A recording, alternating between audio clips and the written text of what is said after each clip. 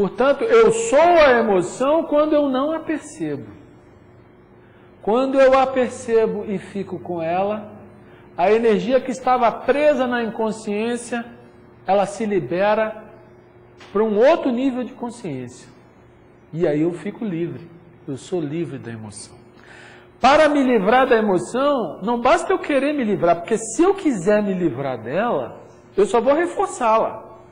Eu vou nutri-la. Mas se eu quiser apenas estar com ela, descobrindo a verdade dela, ela se transforma.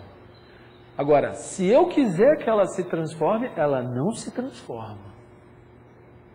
O elemento volitivo, eu faço, eu aconteço, não funciona nessa área. O que é preciso é o elemento observo, quero entender. Só isso aí já transforma. Depois, quando a gente começa a trabalhar as emoções, isso é coisa para o dia a dia, para toda hora, sempre na hora que elas aparecem, sempre que alguma coisa me incomoda ou me aborrece, você passa a ver que muito pouca coisa te incomoda. Você vai ficando um pouco mais refinado emocionalmente quando você faz o trabalho do autoconhecimento. E aí você vai perguntar, quem sou eu? Hipoteticamente, não é que você esteja livre das emoções, mas as emoções estão serenas, estão tranquilas. Quem sou eu? Ah, eu sou o pensamento.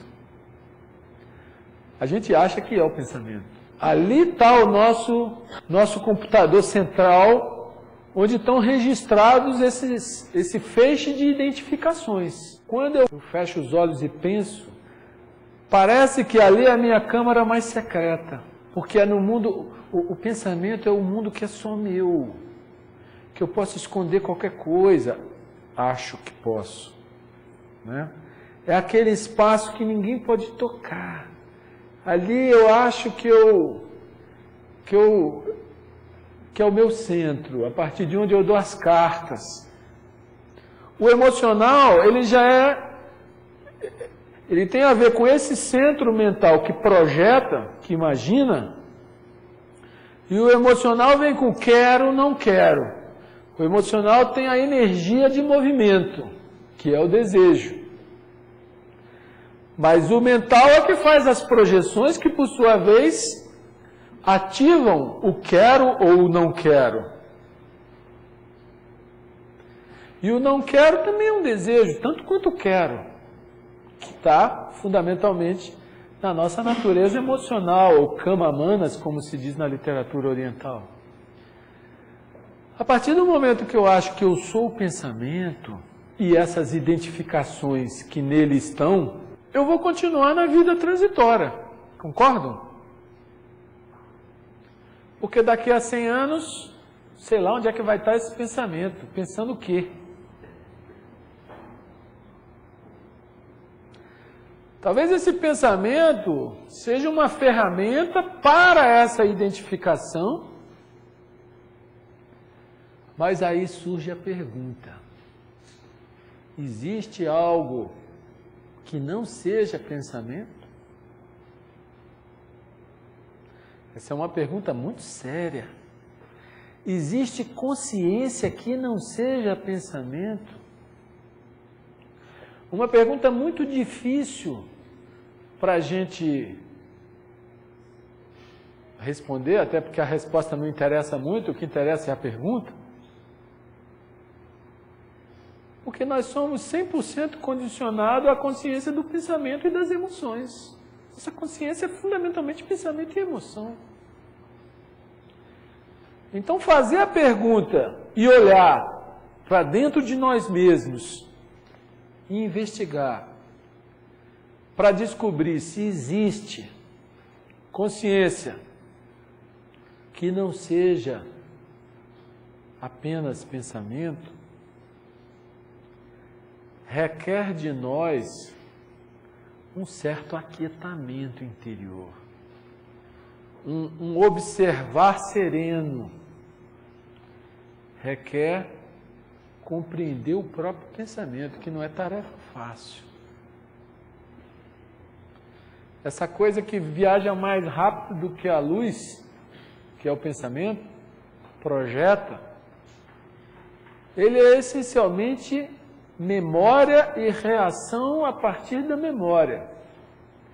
Isso que nós chamamos de feixe de identificações, que eu chamo de eu, Marcos, moro em tal lugar, gosto de tal coisas, sou casado, sou solteiro, tenho filho, não tenho filho, enfim, todo esse nosso mundo pessoal, isso é essencialmente memória. E essa memória se apaga, porque a vida material se apaga, o corpo também. E a pergunta é, existe vida além da memória? Para poder olhar para isso, a memória tem que se aquietar minimamente, nem que seja por uma fração de segundo. Numa fração de segundo, muita coisa pode acontecer. Se eu estiver interessado e atento. Se eu ficar nas respostas rápidas do pensamento, pronto, eu já escolhi um jogo de palavra qualquer, respondi e acabou tudo.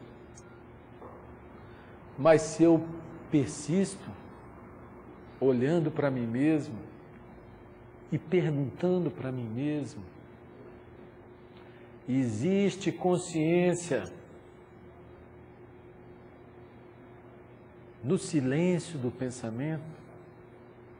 Não estou nem perguntando como produzir esse silêncio, porque essa pergunta, quem faz é o pensamento. O pensamento que ele é condicionado para coisas práticas, ele sempre pergunta, como faço isso para obter aquilo? Ele sempre joga com o tempo. Mas essa consciência que nós estamos perguntando, investigando, ela não depende do tempo. Ela depende de um olhar penetrante e profundo agora. O eterno agora, que não é ontem nem amanhã, é agora.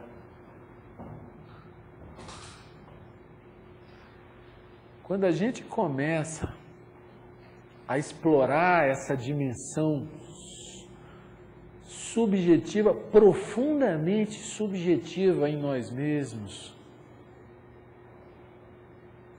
a gente acaba descobrindo que nós não somos nada.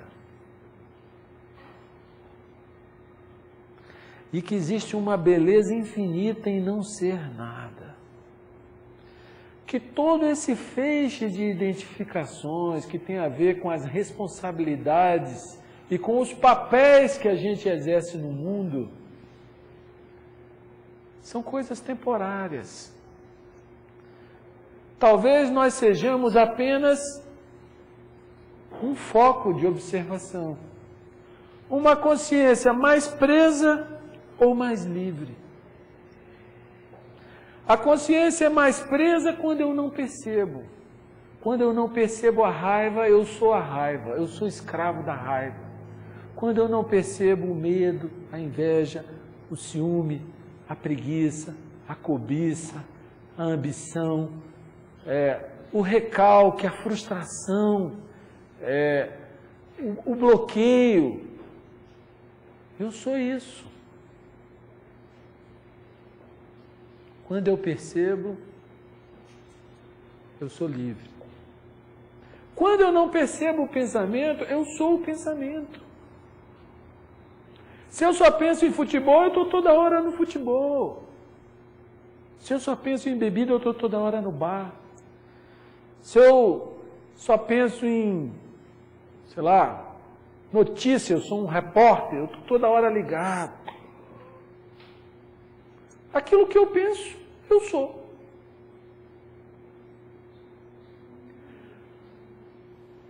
Eu sou as minhas identificações.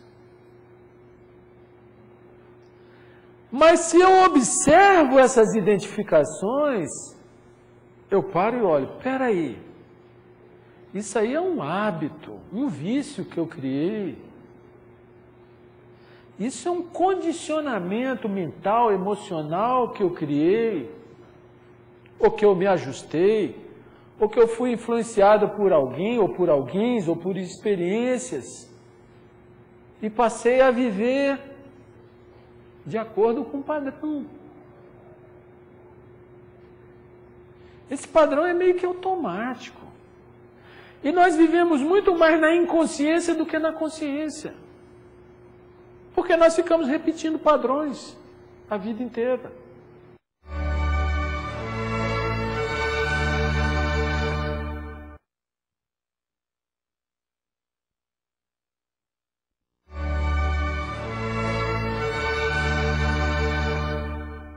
Então, quando a gente vê que a gente não é esse feixe de identificações, esses padrões, esses modos de viver, até a forma da gente se vestir tem a ver com os padrões que a gente adota. Por que mulher tem cabelo grande e homem tem cabelo curto? Que é o padrão social, a gente adota. Mas eu não sou isso.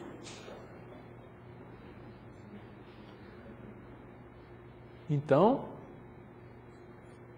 na exploração da nossa própria consciência, quando a gente consegue ver que nós não somos essas coisas temporárias, que existe algo que observa além de todas as exterioridades, e eu estou chamando de exterioridades também as emoções e os pensamentos, a gente acaba descobrindo uma dimensão onde existe uma vida infinita, onde existe a própria fonte da vida. A fonte que sacia a sede de felicidade que todo mundo tem. A fonte que harmoniza a vida da pessoa. A fonte que esclarece e ilumina a mente da pessoa. A fonte que equilibra, que fortalece. A fonte de água pura, que não é contaminada pelo pensamento. E essa fonte não sou eu. Ela é universal. O universo todo é vivo. Não sou eu que estou dizendo agora. Mas dizem todas as grandes religiões nos seus ensinamentos essenciais. Os orientais chegam a dizer que o universo, ele é criado e destruído a cada período de 4 trilhões e 700 bilhões de anos. Isso é verdade? Não sei, só estou trazendo a informação. Criado e destruído. O universo, ele tem um atributo muito interessante para a nossa reflexão. Que ele é objetivo e subjetivo ao mesmo tempo, assim como nós. Nós somos essa exterioridade objetiva e somos também a subjetividade ao mesmo tempo.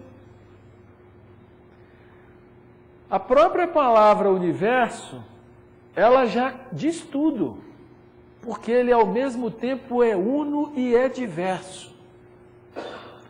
Ao mesmo tempo ele é essa exterioridade imensa que são esse mundo de galáxias, de constelações, de sistemas, de estrelas, de planetas, essa coisa assim tão grande, tão vasta, que nós aqui na nossa pequenez e na nossa estreiteza